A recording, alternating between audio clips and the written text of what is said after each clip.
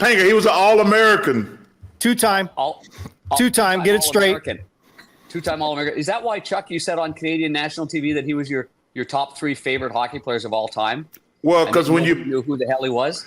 Hey, I'm 100% correct because when I'm playing golf with him, if you close your eyes, you'll think you're playing with Gretzky because he's keep bragging about all his accomplishments. Am I playing with Wayne? Am I playing with Mario Lemieux? If you close your eyes, you're like, yeah, I got a statue. I was a 2-time All-American. I'm like, damn, Greg, that's impressive. Hey, I didn't have to donate $5 million to my school to get my statue. Hey, you know what? Hey, you know what? I would kill if it was only $5 million. Trust me, brother. I would kill. Hey, let me tell you something. The 3 worst things in my life I've ever heard is NIL. I'm like, oh man, I'm gonna go broke with NIL. You would think all this money I'm giving Auburn, we wouldn't let somebody score a touchdown on 4th and 31. That's awesome. There he is, the hardest working man in television, on every TV station, channel, podcast, you name it.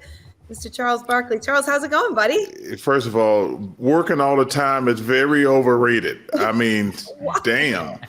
I mean, it really, working all the time just flat out sucks. I'm not going to lie.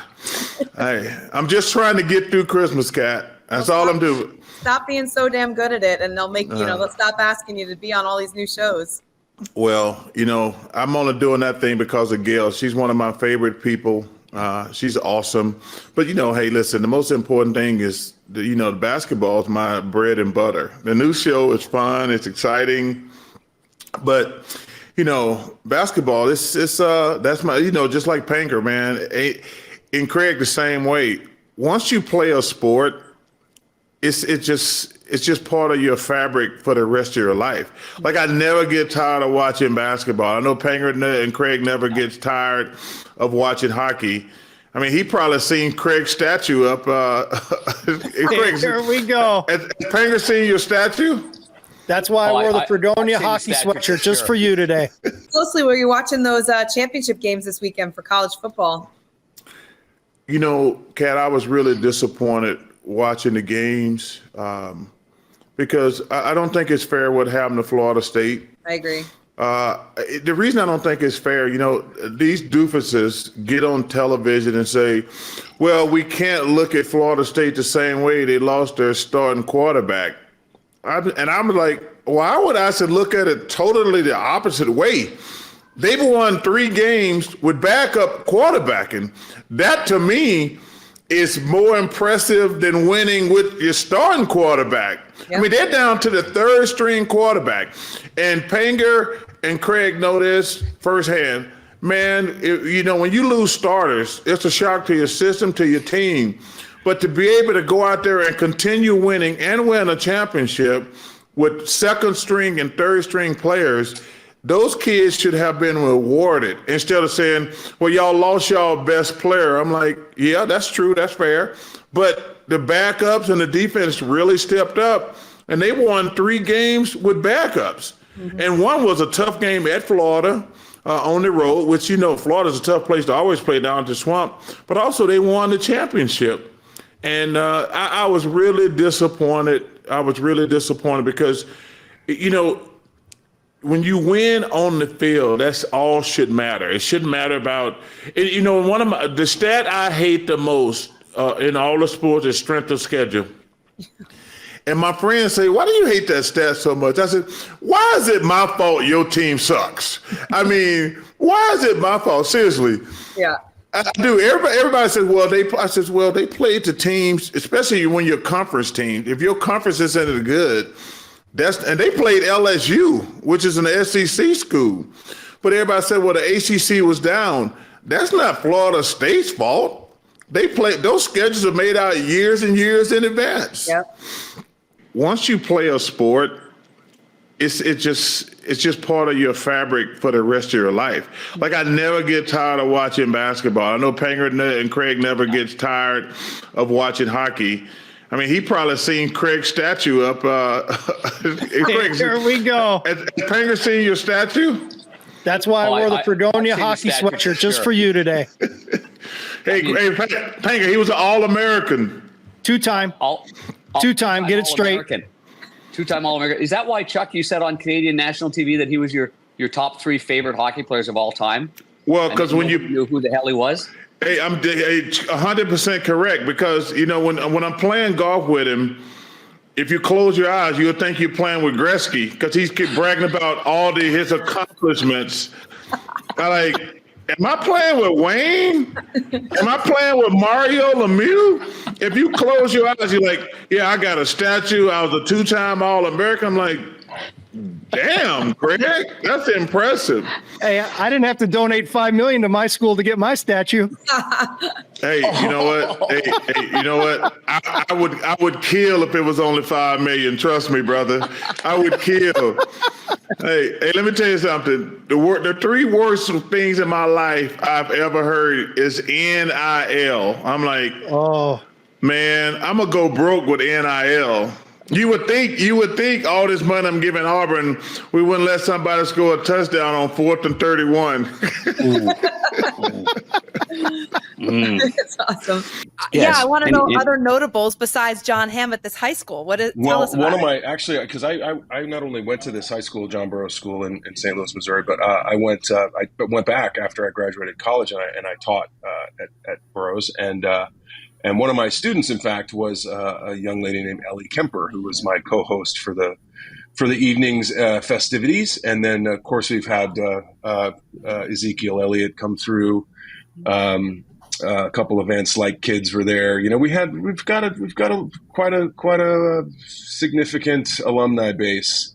Some of the owners of the new MLS franchise, St. Louis City, came through Burroughs, and it's a pretty impressive place. And 100 years on, it's got quite a long list of notable notables. So I've actually been there. One of those. The fact that I've gotten to see a significant portion of the world makes me understand that I'm lucky, and I'm very grateful for that. But I would be wasting it if I didn't lean into the ability to have these experiences and take them for everything that they're worth. Leaning in. That's my belief. And John, Niner's still sour because he went all the way there in a middle seat in coach, and I don't think you did. Quite middle. He's still cramped up. 15 hours, right, Niner? Yeah, I had to go from Doha to Chicago. That's not a good agent. My airline of choice is American. I wasn't able to use it on Qatar. You know how it goes. But one last thing in regards to $1 Million Arm, my uncle is Tom House. So once you guys did the movie, he worked with the pitchers when they came over. Yeah.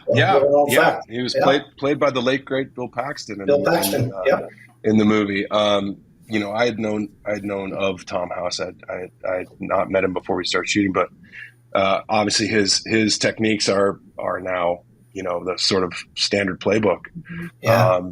And he taught these kids from the ground up. They had the frame and the natural talent, but throwing a baseball is a weird thing if you don't grow up with it. Right. Especially if you grew up throwing a cricket ball, it's a completely different thing. But it's a great. Thanks for bringing it up. I hope more people get to see that film because it's a good one. Really is. Thanks for having me. My goodness, this is exciting. Yeah. The inaugural. I don't know where we go after this hanger. We just should quit. Yeah, we fire the show. It's back to you after this, and it'll be truly back to you. What do you think the name of our podcast? Back to you, kind of an old broadcast I like term, it for sure. Back to you. It makes sense. I like it, and I like the setup. Two great people, who I consider friends. I've known you a lot longer than Panger than I've known you, KT, and Craig, I've known you a little bit as well, so it's nice to be part of a friendly group. So what are you up to these days with the strike, obviously, and you guys are kind of hunkering down? But what does a typical day look like for you right now? Yeah, it's thank God hockey's back. I'll say that. It was a long, hot summer for sure. Although for me, I got married this summer, which is I'm very excited to mention. Thank you. Yes, that was in June, and then we went on nice long honeymoon and spent August on the East Coast, which was also really fun. So I kind of just got back into town and getting back into a routine and whatnot. But it's nice to be home.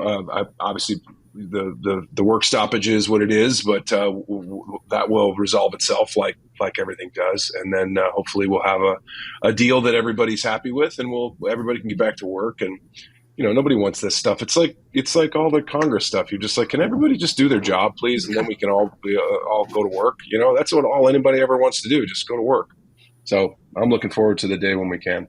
John, I have to talk to you about one of my favorite shows ever right now is The Morning Show. I've been watching it since season 1. Thanks. Obviously, Reese Witherspoon and Jennifer Aniston are two of my most favorite actresses of all time. I love them to death. So when they came together on a show that I also understand very well, being in television for 20 plus years, I've just been fixated on the show. And then this season, you come along as Paul Marx's character, this billionaire techie guy, very Elon Musk-ish. Disruptor of sorts, yes. Yes. Oh, and, Corey Ellison's trying to get you to buy the disgruntled network that is his. So I have so many questions, but I guess the first one is, when this project came on your lap, kind of what made you say yes to it initially? I too was a fan of the show, and remain a fan of both Jen Aniston and Reese Witherspoon as well. I had known some of the people, some production wise, from the show as well, from various points in my career. But partly it was a chance to get to work with an all-star team, really, when you, not only Jen and Reese, but Billy Crudup, Holland Taylor and Juliana Margulies. There's it's a deep bench on that squad. And they offered me the part. So, it wasn't like I had to fight for it or anything. It was very clear that they wanted me to be there. And I was just like, well, that's pretty darn nice. And I'll certainly take that as the compliment I think it was meant to be. And so I knew that I was in good hands. I knew from a story perspective, I could pretty much trust where they were going with it. And I had a pretty good handle on how how I wanted to play this guy and who he was. And we had several meetings with Jen and Mimi Leader, who's the executive producer, and Charlotte Stout, who's the showrunner.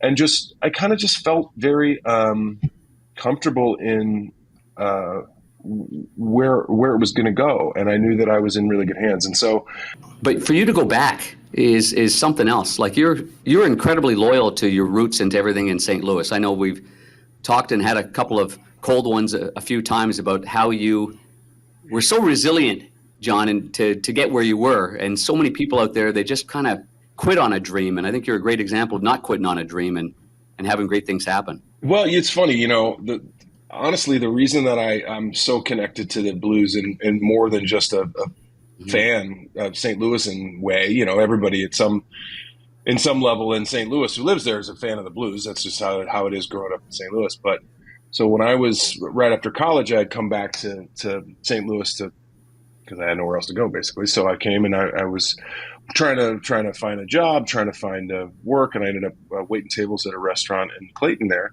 And it happened to be a restaurant that all the boys used to come in after the game. So Chaser and Hully and Bernard Shanahan and Curtis Joseph and all those guys would come through. This was in the early 90s, those teams. And they would eat and drink and after games and whatnot. And it was so much fun. And we got to know one another because I was the bartender, basically. So cut to 20 years later or whatever, when I'm finally making my way on screens and people are noticing me, and I go back to St. Louis and I get introduced to these people. I say, actually, this, that, and the other. I ended up running into Brendan Shanahan up in Vancouver for the oh God, what am I trying to say here? For the Olympics? The Olympics in 2010. And he goes, no way, wait, what? it was just this totally random thing. Yeah, I remember that bar. Oh my God. And he gets on the phone, on the text to Chaser and all these guys. Oh my God, I just ran into Jon Hamm. Did you know he was the kid who was our bartender? Yeah, we all know Hammer. Oh my God. When's he just, and it's just kept snowballing from there. And, that's the best. And then getting to know guys in the next generation, Steiner and that whole crowd.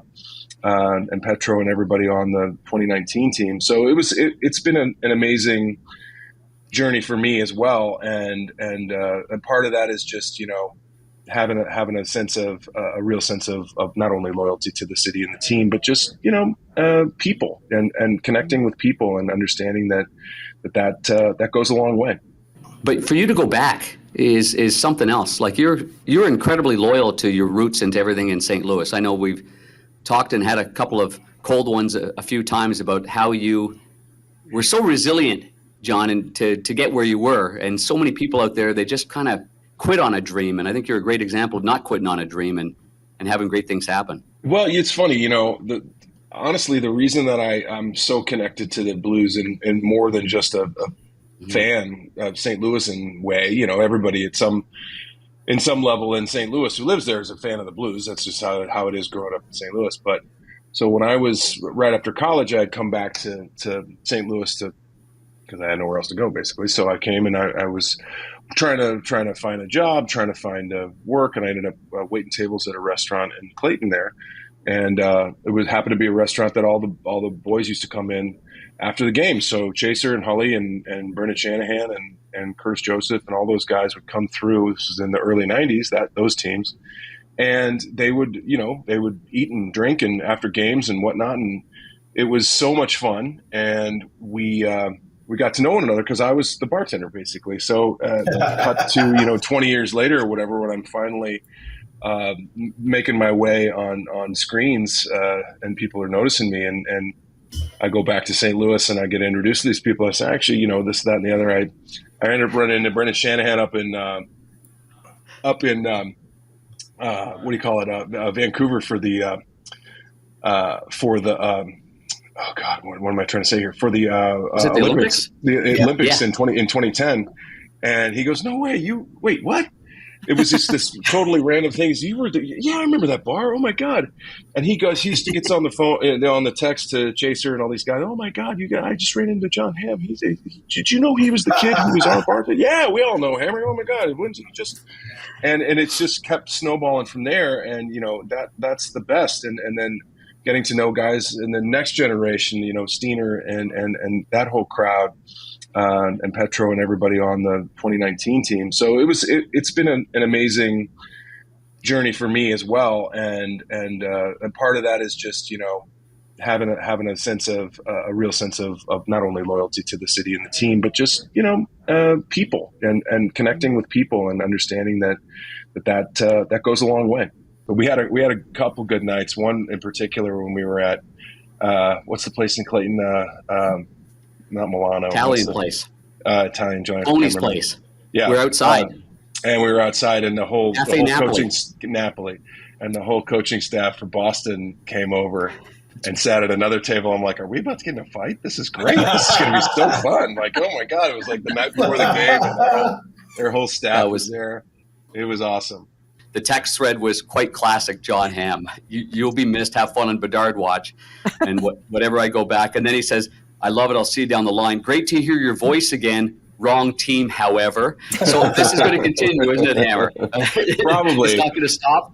Probably. Look, I'm not convinced that Chicago team's going to be any good. So, look, I know that kid's good. It was fun watching him, and it remains fun watching him. He's a dynamic player, and as soon as he gets his hands on the puck, you can tell he's a special talent. But we'll see. We're still going to be able to go for dinner, though, and stuff, right? For sure. Okay. I was sorry I missed you the last time you were in town. I saw you got the late call to come out here and do the Kings Avalanche game, and then had to go right back to Montreal. That was crazy. That's exactly right. And I didn't do the game in St. Louis because I hate to name drop, but I was at Steve Yzerman's daughter's wedding, who was marrying Kirk Gibson's son, Cam. Jeez. So if I dropped a few names there, I'll go pick them up and get them back. That's why I didn't. That's why I was not at that game. November Yeah. 20th My and first game back there is going to be the 9th. 23rd. Yeah, December November 23rd, I'll be 26th, back there the first December time. 9th, and December 23rd are the Blues. Well, we'll Hawks games. definitely. You guys better circle that on your calendar. We'll definitely see it. We'll have you. We'll take you out, Panger. We'll show you a good time. Didn't you guys used to go to dinner all the time together during the St. Louis Blues Cup when run? the Cup run happened, it was a lot. First of all, we all knew when the games were going to be, so it wasn't. It was pretty singular focus. So that was a lot easier to manage, and you had one of two venues really, so it was either in Boston or in St. Louis. But we had a couple good nights. One in particular when we were at what's the place in Clayton? Not Milano. Italian place. Italian joint. Tony's place. Yeah, we're outside, and we were outside, and the whole Napoli. coaching Napoli, and the whole coaching staff for Boston came over and sat at another table. I'm like, are we about to get in a fight? This is great. This is going to be so fun. Like, oh my God. It was like the night before the game. And their whole staff was there. It was awesome. Fargo's coming out. Morning show's out now. Fargo will be out in November. And what's that going to be on? That's pretty much it. That's on FX. Okay. So that'll be, that's going to be a fun one. What else?